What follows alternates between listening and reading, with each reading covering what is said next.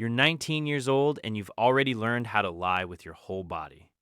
Not just your mouth, your posture, your hands, the way you hold eye contact just long enough to seem calm. You've been doing it since you were 12, when the lights would go off and you'd tell your little cousin it was a power outage, not a bill that wasn't paid. Your mother worked 2 jobs and came home smelling like industrial cleaner and someone else's kitchen grease. She never asked you where you were going at night. She was too tired to ask. That's not a criticism. That's just the math of surviving in a neighborhood where surviving was already the ceiling, not the floor. You grew up on the east side of a city that the news only covered when something burned down. Your block had 3 liquor stores, 1 pharmacy, and a community center that closed at 4 p.m. because the funding ran out. The school you went to lost its art program when you were in 3rd grade, lost its counselors when you were in 6th, and lost half its teachers the summer before your freshman year. You weren't a bad student. That's what nobody understands. You read fast. You were good with numbers. You could look at a situation and understand its geometry in about 30 seconds. None of that translated into anything useful in a place designed to produce workers, not thinkers. So you watched. You paid attention to the people who seemed to have options. And you started understanding the system that actually operated on your street, the one nobody put in a pamphlet. Kyle found you when you were 16. He wasn't some Hollywood recruiter. No speech, no ceremony. He was just a guy in a clean car who knew your name and knew your situation. He'd watched you settle 2 arguments on your block without touching anyone. He said you had a gift for pressure, that you understood how people break before they broke. He offered you $200 to stand at a corner for 4 hours and make sure nobody came through who wasn't supposed to. That was it. That was the whole pitch. You said yes, not because you didn't know what it was. You knew exactly what it was. You said yes because your mother had been eating 1 meal a day for 3 weeks, and you'd been pretending not to notice. The first year was mostly standing, watching. You weren't moving product. You weren't doing anything that would put a charge on you if someone ran your pockets. You were a deterrent, a presence. You kept the peace between corners that had a history of not keeping peace.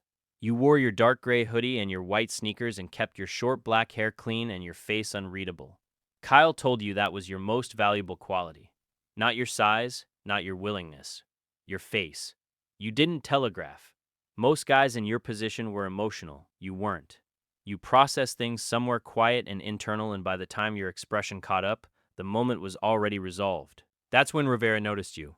Rivera ran 3 neighborhoods and 2 distribution networks and had lawyers on retainer that most small businesses couldn't afford. He was not dramatic. He didn't have gold chains or a crew of 10 standing behind him at all times. He wore plain clothes, drove boring cars, and spoke quietly. The quieter he spoke, the more everyone leaned in. You met him once, briefly, in the back of a restaurant that served as a meeting point. He looked at you for about 15 seconds. Then he told Kyle you were being moved up. That was the entire conversation. You were 17. Enforcement was different. You understood that going in. You were no longer a deterrent. You were a consequence. When someone shorted Rivera's operation, when someone was skimming, when a debt went unpaid long enough that ignoring it became its own kind of message, you were the message. You told yourself a version of it that felt survivable. You never put anyone in a hospital. That was a line you held. Your job was fear, not injury. Fear lasted longer anyway. You understood leverage. You could walk into a room and communicate, without raising your voice, that the person across from you had exactly one option left. It worked. It worked almost every time. You got good at it the way the reference said. Not despite the pressure. Because of it. Devon was already working the same orbit when you came up. He wasn't assigned to you. It just happened organically, the way things happen when 2 people move through the same dangerous spaces and realize they're both still alive because they both pay attention. Devon Cole, black pants always, dark navy shirt no matter the weather. Black hair going slightly gray at the temples by the time you really knew him. He was older, quieter than you, which was saying something. He had this habit of arriving somewhere before you did, and already having read the room by the time you walked through the door. He never explained how he knew things. He just knew them. You didn't ask Devon personal questions and he didn't ask yours. That was the arrangement. Unspoken and airtight. He'd show up when things went sideways. Not to help escalate, to help exit. He had a drink ready if you needed to decompress. He'd sit across from you in a diner at 2 a.m, black coffee for him, whatever for you, and he'd ask nothing. Just present. just calculated silence that somehow felt like company. You trusted him more than you trusted anyone you'd known longer. That's not something you said out loud. It was just true. Your mother found out when you were 19. Not everything, not specifics. She found the envelope in your room. $4,000 banded clean. She didn't yell. That was the worst part. She sat at the kitchen table in her work uniform, and she looked at you with the specific exhaustion of a woman who had already imagined this moment and spent years trying to outwork it into not happening. You told her you were handling deliveries. She looked at your face for a long time. She said she wanted to believe you understood what you'd gotten into. The identical words Marcus had spoken in the reference. You told her you were careful. She nodded once, went to her room, and you heard nothing else that night. Compartmentalization became your architecture. You split your life into rooms and you never opened the wrong door at the wrong time. At home, you helped pay the bills, fixed what broke, kept things quiet. On the street, you were the version of yourself that Rivera had promoted. You didn't bring one world into the other. Your mother never met Kyle. Kyle never knew your cousin's birthday. You carried 2 phones for a while, then stopped when you read enough about how federal investigators built timelines. 1 phone, clean habits, minimal digital footprint. You'd read enough about federal cases to know that most people didn't get caught doing the big thing. They got caught on the small, stupid patterns. The Venmo transaction, the consistent location data, the guy who called you from his own number because he forgot. You were 22 when the first federal threat appeared. It didn't come to you directly. It came sideways, through a name you heard mentioned at a corner store. An associate 3 levels above your specific work had gotten picked up on a wiretap. Nothing confirmed yet, just a current in the air that the people who'd been doing this long enough knew how to read.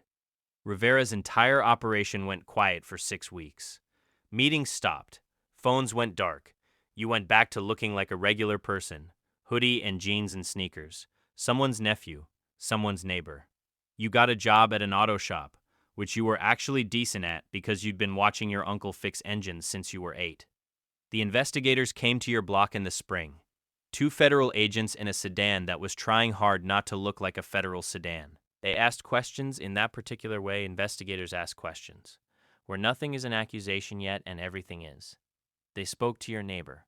They spoke to a woman 3 doors down who sold homemade plates on weekends. They knocked on doors along the whole street like they were doing a survey. You watched from your window, tracking their pattern. They were building a geography, figuring out who knew who talked to who, what the social map of your block looked like. You didn't panic. You noted it. You adjusted. They came to Devon's door on a Thursday. You weren't there. You found out after. Devon called you from a payphone, which told you he was taking it seriously. He said 2 agents had sat in his living room for 45 minutes. They'd asked about you. They had a photograph. It was taken from a distance, grainy, you and Devon walking out of a parking structure together about 14 months earlier. They asked how he knew you. He told them you were a childhood friend. They asked about Rivera's name, and he said he didn't recognize it. They asked about Kyle. He said he couldn't help them. They left a card. He said he put it in a drawer. You asked him if he was going to call them back. He looked at you for a moment. He was sitting across the table, black pants, navy shirt, coffee in hand. He said no. That was it. No explanation, no speech about loyalty or code. Just no. Then he asked if you'd eaten. You hadn't. He ordered food. You sat in the back of that restaurant for 2 hours, and he told you about a problem with the drainage on a car he was fixing at his place. That was the whole conversation. You understood what it cost him to sit in front of federal agents and say nothing. You never said thank you out loud. You didn't need to. The investigation moved in waves. Quiet stretches where nothing happened and then sudden bursts of activity that sent ripples through everyone connected to Rivera's network. Grand jury subpoenas started going out. Not to you, not yet, but to people adjacent. People who knew you. Every subpoena was a node on a map they were drawing. You thought about that map constantly. You imagined yourself as a dot on it. You imagined all the lines extending outward from that dot and tried to calculate which ones could trace back through enough layers to become a problem. Rivera called a meeting. Not in person. The message came through channels, handwritten, given to you through a third party at a gas station. The message was 4 words. Stay clean, stay quiet. You already were. But the message wasn't really informational. It was a test. He was gauging who would panic. Who would start making unusual moves, suddenly leaving the city, suddenly calling people they hadn't spoken to in months, suddenly getting religion. Panic was its own signature. You went to work at the auto shop. You fixed a transmission. You ate dinner at home with your mother and watched television. You were so still that stillness itself became your defense. Your mother got sick that fall. Nothing catastrophic. Respiratory infection that kept cycling back because she worked in buildings with bad air circulation and no paid sick leave. So she kept going back before she was recovered. You covered the medical copays without her asking.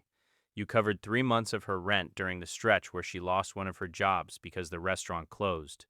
She didn't ask where the money came from. You didn't explain. The fiction between you was mutual and deliberate, and both of you understood that the fiction was what made it possible to sit across from each other at dinner without someone breaking down.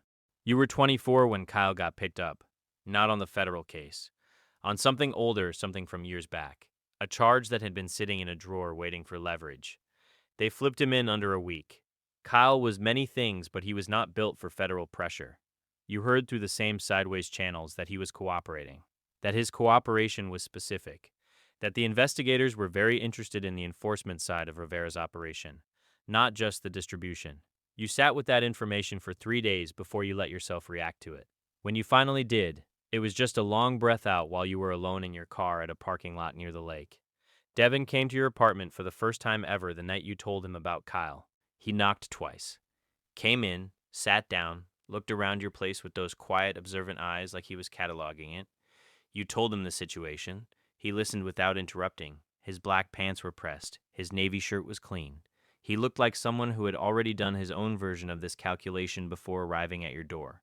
When you finished, he asked one question. He asked if Kyle had ever been in the room for anything specific to you. You thought about it carefully. You told him twice. A meeting 2 years back and a collection situation 18 months before that. He nodded. He said those were manageable. He said manageable like a man who had survived long enough to know exactly what that word meant in this context. The federal investigators came to you directly on a Tuesday morning. 2 agents at your door at 8 a.m., which was deliberate timing, the hour designed to catch you unready, unprepared, emotionally unguarded. You were dressed, dark gray hoodie, jeans, white sneakers. You'd been awake since 5. You asked if you needed to be somewhere. They said they had some questions. You said you wanted to speak to an attorney before answering anything. They gave you a card. You closed the door. You stood in your kitchen for a moment. Then you called the number Devon had given you 3 months earlier, a defense attorney he described as someone who understood the geography of this kind of case. The attorney's name was not relevant to what happened next. What was relevant was what she told you in a conference room on the 14th floor of a building downtown. She laid out what she knew about the investigation. She explained that Kyle's cooperation had placed you at 2 specific incidents, that the federal interest in you was not as a principal in the distribution operation, but as someone with direct knowledge of enforcement activity. She said the word enforcement carefully, like she was placing it down rather than dropping it. She said you had options. None of them were good. Some were less bad than others. She asked you to let her work. You drove home and sat in your car outside your mother's building. She was at work. The building was a 4-story walk-up with a broken front door buzzer that the landlord had been promising to fix for 3 years. The parking lot had a pothole that had been getting bigger every winter since you were 12. You'd grown up in this specific rectangle of city and watched it stay exactly the same while everyone inside it got older and more tired. You thought about your mother eating 1 meal a day. You thought about Kyle in a room with federal agents practicing sentences. You thought about Devon sitting across from investigators and saying he didn't recognize Rivera's name. You thought about every room you'd ever walked into and read before anyone else could read it. You thought about whether any of that skill set translated to this particular moment. It didn't, or it did in a different way than you'd used it before. You had spent years being the consequence, the message, the presence that communicated that someone was out of options. Now, you were the one calculating your own options against someone else's geometry. The federal case was structured. It had momentum. Kyle was already talking. More subpoenas were going out every week. Rivera had gone completely silent and dark, which meant Rivera was either already cooperating on a level nobody could see yet, or Rivera was doing exactly what you were doing. Waiting. Reading. Trying to understand the shape of the thing before the thing arrived. Your attorney told you the grand jury had been convened. She told you the timeline. She told you that decisions made in the next 30 days would matter more than anything that had happened in the past 8 years. She laid 3 paths in front of you with the kind of clinical precision that reminded you of the way Devon described situations. Not emotionally, just accurately. You looked at those 3 paths. You looked at her. You thought about your mother's face at the kitchen table the night she found the envelope. You thought about Devon at a payphone calling you instead of the number on the card they left. You asked your attorney which path kept the most people out of the blast radius. She said that depended entirely on what you were willing to do. You told her you needed 48 hours. She said you had 36. You stood up. You shook her hand. You walked out into the building's lobby and pressed the button for the elevator and waited, watching the floor numbers descend, and the whole time your face said,